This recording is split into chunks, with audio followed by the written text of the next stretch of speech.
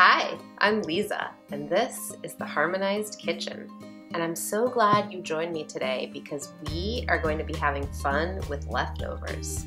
So, planning ahead is an essential component to eating healthy food and using food as medicine. And when I plan ahead, I like to make a meal plan for the week.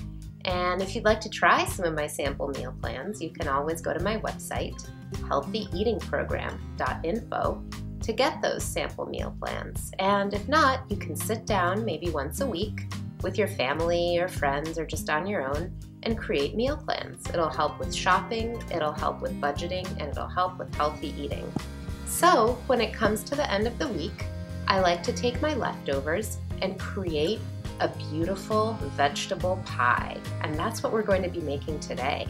So I happen to have some leftover brown rice, which is right here. And I also happen to have some leftover roasted roots, which I'll show you are right here. And this time I roasted beets, carrots, potatoes, and parsnips. You can roast any roots that you want. So what I'm going to do is I'm going to make a crust with the leftover brown rice, and I'm going to fill it with the roasted roots. We'll make a little sauce out of caramelized onions that I have going on the stove right now, and some mushrooms, which are so rich and full of protein. We'll put that over the top, we'll bake it, and then we'll have a delicious vegetable pie for dinner. You can have it with some steamed greens with lemon and garlic. You can have it with a nice arugula and radicchio salad, and you'll be able to enjoy a meal and finish all of your leftovers. So here, these are the sunflower seeds, these are the flax seeds, and these are the ground up sesame seeds. So I'll add a spoonful of those as well. These are going to provide a really nice flavor. So now that these are ready, I'm going to check on my onions and chop my mushrooms to make the sauce that I'll pour over the top of my roots. So let's go and see what's happening on the stovetop.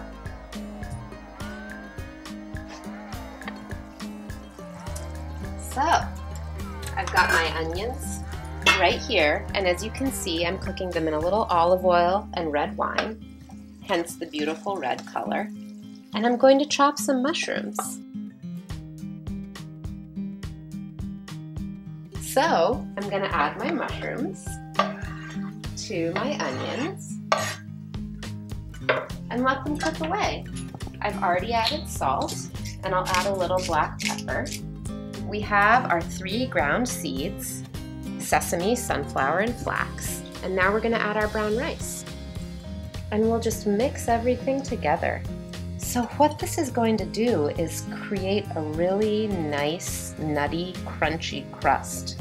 So some really excellent texture to counterbalance the sort of soft, melt-in-your-mouth texture of the roots with caramelized onions and mushrooms that's inside. If you would like to turn this crust into more of a dough, just put it in the blender. You can use an immersion blender, you can use an upright blender, and it really will. It'll gel right up and turn into a dough. This time I like the crunchy style. I'm going to add a little bit of olive oil, about 2 tablespoons. I'm going to add a little bit of cornmeal to bind everything together.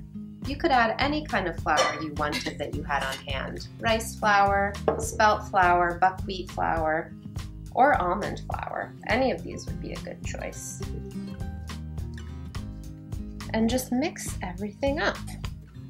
Of course, you can get creative if you want.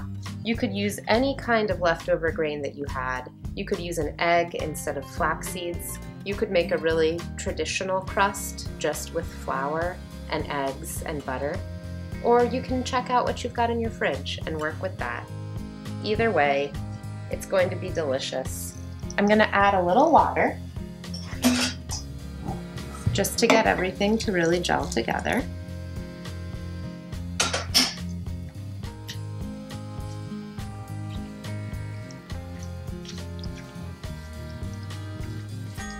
And then I will take about 2/3 of this dough and put it into my greased pie plate.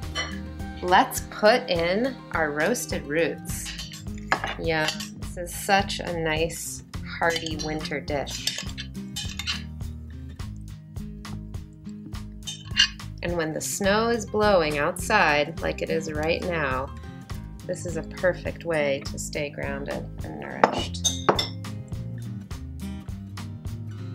So, we can check on our mushrooms.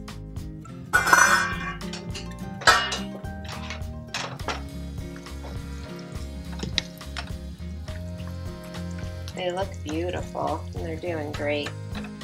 We're just gonna let them cook for a few more minutes. Then we'll pour them over the top of our pot pie, finish it with the crust, and bake it at 375 for about 25 minutes. And there you have it. Dinner will be served.